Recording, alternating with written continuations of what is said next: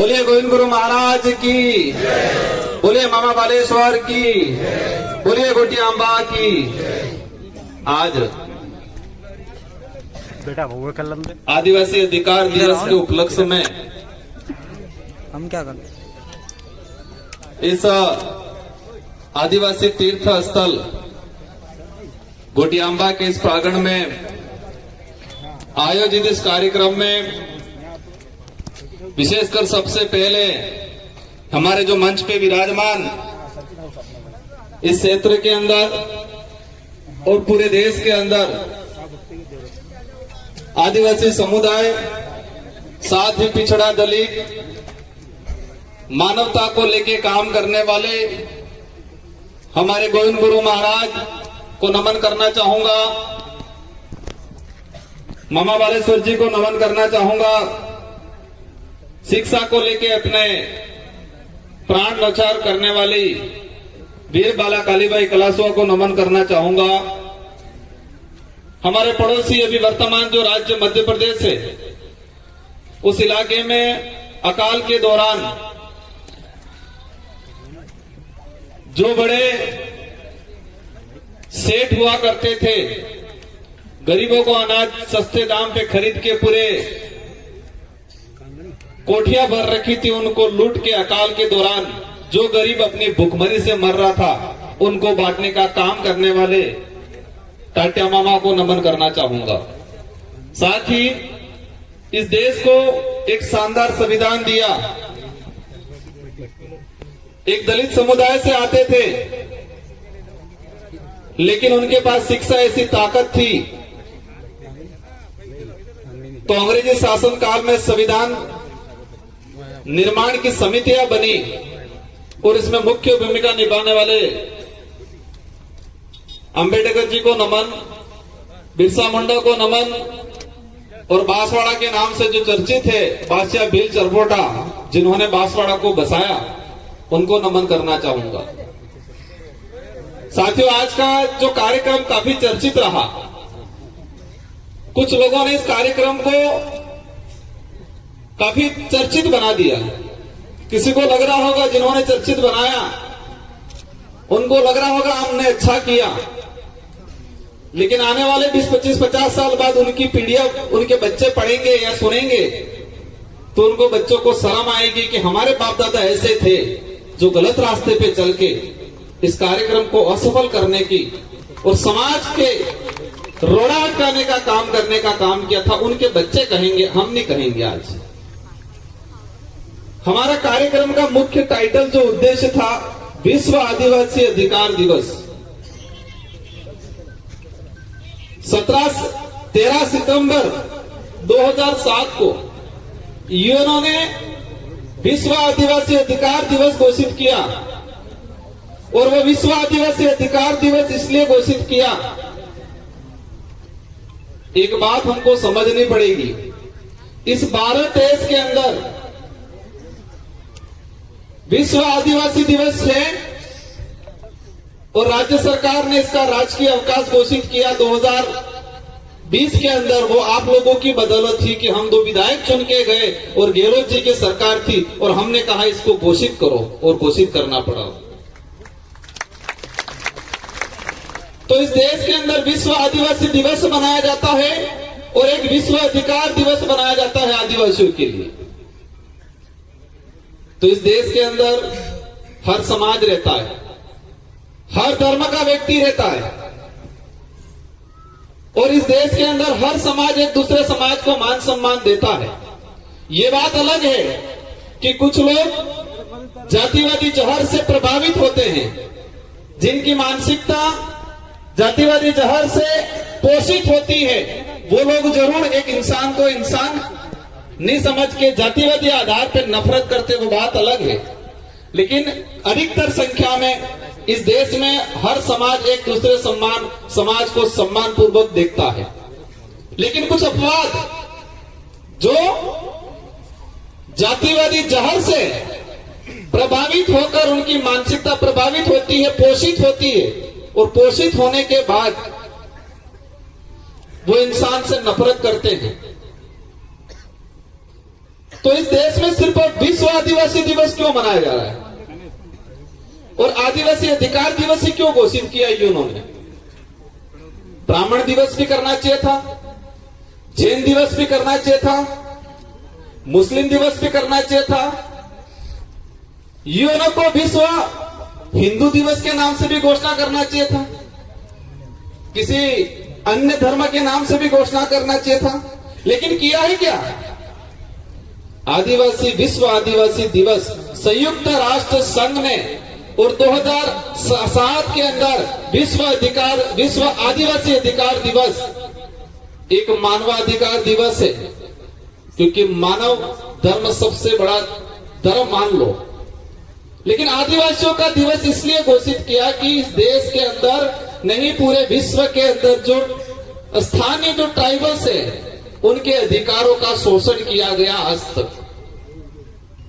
हमें संविधान के अंदर अधिकार मिल गया, आरक्षण मिल गया, संवैधानिक प्रावधान मिल गए संविधान में, लेकिन इसको धरातल पे आज तक लागू नहीं किया गया। तो धरातल पे अधिकार लागू कौन करेगा? जो विधानसभा लोकसभा में बैठने वाले लोग, सांसद और विधायक, और वर्तमान में या भविष्य में जो भी तत्कालीन सरकार रही होगी बहुमत में, कैबिनेट का अधिकार है कि संविधान में जो प्रावधान है उसको धरातल पे लागू किया जाए, लेकिन आज तक नहीं किया। मैं इस पांडाल में जो विराजमान सभी साथियों से जानना चाहूंगा, हालांकि ये राजनीतिक मंच नहीं है, न ही हम राजनीतिक पे चर्चा करना चाहेंगे, लेकिन हमारी समस्या जो पैदा हुई वो कहीं न कहीं इन्हीं कारणों की वजह से हुई। आज तक किसी भी राजनीतिक पार्टी ने क्या विश्व अधिकार दिवस मनाया? विश्व अधिकार दिवस ये दिवस मनाया? संविधान के अंदर शेड्यूल 5 का प्रावधान है, अनुच्छेद 244 वन के तहत ट्राइबल्स को राइट दे रखे हैं। यहां पर कई प्रकार के आदिवासी की जमीन गैर आदिवासी सीधा नहीं खरीद सकता है, ये संविधान में प्रावधान है। क्या ये दूसरी पार्टियों वालों ने बताया? इस इलाके के अंदर रिजर्वेशन का प्रावधान प्रायोरिटी आदिवासियों को दिया जाएगा, यह संविधान के अंदर 1950 में ही प्रावधान हो गया। क्या ये बात किसी ने बताई हमको? ये बात अलग है। कुछ लोग कहते हैं कि भैरव सिंह जी की सरकार आई और आज हमको यहां पर आरक्षण दिया ही कहते 1995 में। यह बात सही है कि 1995 से पहले हमारे इस इलाके के अंदर कोई भी समाज का सरपंच बन सकता था, एमएलए बन सकता था। और जब ये पैसा एक्ट के संबंध में आंदोलन चले और 1994-95 के आसपास राजस्थान के अंदर भैरव सिंह जी की सरकार थी, बीजेपी की सरकार थी, इसलिए बीजेपी वाले कभी खुश होकर ये कहते हैं कि आरक्षण हमने दिया। ये सच्चाई क्या है? सच्चाई ये है कि सुप्रीम कोर्ट के अंदर एक याचिका दायर की कि संविधान में 1995 से यह प्रावधान है कि शेड्यूल 5 और शेड्यूल 6 का जो क्षेत्र है वहां पर शासन और प्रशासन में 100% रिजर्वेशन ट्राइबल को मिलना चाहिए। इसके बावजूद भी आप शासन के अंदर मतलब शासन में सरपंच, प्रधान, जिला प्रमुख, एमएलए, एमपी ये शासन हो गया और प्रशासन मतलब अपने सरकारी नौकरी।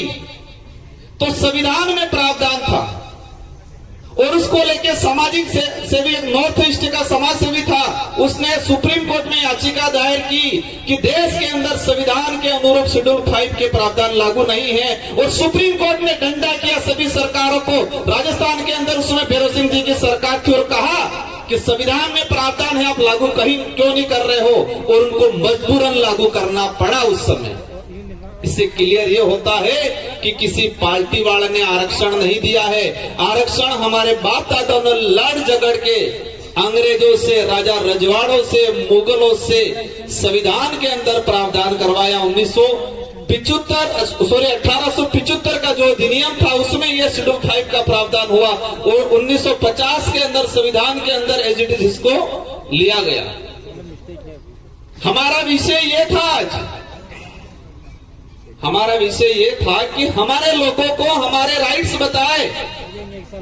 अभी पूर्व वक्ताओं ने बताया, क्या बोला, पुलिस प्रशासन परेशान करता है, राजस्व वाले परेशान करता है। हम सभी को दोष नहीं दे सकते। हो सकता है कुछ % जो गलत मानसिकता से या गलत विचारधारा से प्रभावित लोग होते हैं अधिकारी, वो जरूर हमारा शोषण करते होंगे, हर कोई नहीं करता है। तो उसको लेके भी कहना चाहूंगा, हमारा राइट से अधिकार ये है, पेशा एक्ट। पेशा एक्ट में यह स्पष्ट कर रखा है कि 2 साल तक की सजा वाला कोई भी मामला संबंधित थानेदार सीधा थाने में मुकदमा दर्ज नहीं कर रहे, ये पेशा एक्ट में प्रावधान कर रखा है। 2 साल की कम सजा वाला छोटा मोटा मामला अगर कोई भी आदमी सीधा थाने में जाए तो संबंधित जो जांच अधिकारी है वो पेशा एक्ट की जो हमारी ग्राम सभा है उस ग्राम सभा को भेजेगा। ग्राम सभा पहली प्रायोरिटी देगी कि आपसी समझौता हो। ये कानून में लिखा हुआ है, पेशा एक्ट में लिखा हुआ है। ये बात कोई नेता बता रहे हैं, दूसरी पार्टी वाले बताते हैं। अब इस बात को करने के लिए हम आए थे यहाँ, संविधान की 5वीं अनुसूची के प्रावधान को बात करने आए थे। सुप्रीम कोर्ट के कई जजमेंट आए हैं, उस जजमेंट में कहा है कि आदिवासी हजारों साल से इस पे शोषण हुआ है, तो आजाद भारत के अंदर संविधान में जो प्रावधान है आदिवासियों को मिलना चाहिए। ये सुप्रीम कोर्ट और हाई कोर्ट के कई जजमेंटों ने कहा है। हम ये बात करने आए थे, लेकिन बात को, इस मुद्दे को भटकाने के उद्देश्य से, ये पहली बार नहीं हो रहा है और हमें भी पता था ये चीजें आएगी, हमारा अड़चन, हमारा विरोध भी होगा, हमें गालियां भी देंगे, हमारे साथ धक्का मुक्की करने भी आएंगे भविष्य में, क्योंकि कुछ लोगों को मानसिक रूप से गुलाम बना रखा है। क्या कर रखा है? मानसिक रूप से गुलाम। हम अधिकार की बात करने आए, उन्होंने धर्म की बात को लाके रख दिया। लायक नहीं लाए यहां। क्या कहा? राजकुमार का विरोध करेंगे। राजकुमार 2 बार विधायक रहा, 84 की जनता ने मुझे बनाया और तीसरी बार आप सब ने रात दिन मेहनत करके मुझे सांसद बनाया। 2 बार विधायक रहते हुए विधानसभा में मैंने ये बात बोली है। ऐतिहासिक आधार पे ये स्पष्ट है कि आदिवासी समुदाय की परंपरा, धार्मिक व्यवस्था किसी भी धर्म से मेल नहीं खाती। संवैधानिक प्रावधानों से यह स्पष्ट है कि आदिवासी समुदाय धर्म पूर्वी है और कई सुप्रीम कोर्ट और जजमेंट के जो आए हैं उससे यह स्पष्ट है कि आदिवासी ना हिंदू है, ना ईसाई है, ना मुस्लिम है, ना बौद्ध है। और यही नहीं, कई लेखकों ने, कई बुद्धिजीवियों ने लिखा है और उस पर थोड़ी देर आएंगे अपन। मैं एक चिट्ठा निकाल के लाया, जब उन्होंने विरोध करना शुरू किया, धर्म को लेके ले आए, हम अधिकार की बात करने आए थे, ये धर्म पे आ गए। धर्म हमारा विषय नहीं है, नहीं हम धर्म पे जाना चाहेंगे, लेकिन ये बात जरूर कहेंगे कि हम गोविंद गुरु महाराज, मावजी महाराज, मामा बालेश्वर उनको मानेंगे, किराएदारों वालों को नहीं मानेंगे। आज मेरा विरोध कर रहे हैं ये। मैं किस जगह से आता हूं? मैं 84 से आता हूं और गोविंद गुरु महाराज को पहला शरण हमारे परिवार के लोगों ने दिया था। कलसी बेमा ने नाम सुना होगा आप लोगों ने, कलसी बेमा। और हमारी रोड गोत्र के, हमारे परिवार के, हमारा खून था वो। गोविंद गुरु महाराज ने पहली शुरुआत भक्ति की बात करें आदिवासी समाज में बासिया धाम से शुरू किया, बासिया से। और वो हमारे परिवार कलसी बेमा से, पुराने बुजुर्गों हम वो जानते होंगे। और कलसी बेमा के घर से वो रोज हमारे गोत्र के, हमारे परिवार के लोगों से, वहां से हमारी भक्ति शुरू हुई है। और हमको सिखाएंगे ये भक्ति क्या है। हम कलम जो चढ़ा रखा है उस कलम का विरोध करने आए, और यहां करने का विषय ही नहीं था। ये देश का संविधान ये कहता है